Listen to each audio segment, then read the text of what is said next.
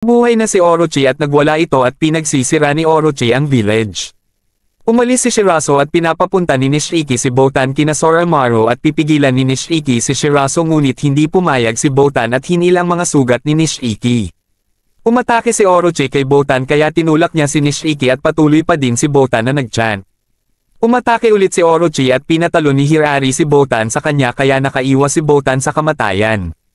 Tumakbo papunta sina Soromaru kay Orochi at pinapakalma ni Shirazo si Orochi at tinuro sina Soromaru kaya umatake si Orochi sa kanila ngunit naligtas ni Chutaro. Dumating si Tenka kina Shirazo kaya kinuha ng kakambal ni Shirazo sina Tenka at magpapakamatay gamit ang atake ni Orochi kasama sina Tenka. Sumakit ang ulo ni Soromaru dahil nasa limit na ito at malapit na rin matalo ang Yamaino ngunit ang mga tao ng Shiga ay dumating para lumaban. Nagpatuloy ang laban at inutos ni Soromaru kay Gerokichi na ipunte siya kay Orochi. May aatake kay Chutaro ngunit niligtas ito ni Naoto gamit ang Dodomeki at hindi ito nagpakita. Pumunta na si Orochi kay Chutaro at hindi rin papayag si Takeda na magpaiwan at may aatake dito ngunit niligtas ni Sosei. Pumunta na si Takeda kay Orochi at nakaligtas sina Tenka. Umatake si Orochi kay Soromaru at dumating si Takeda at Chutaro.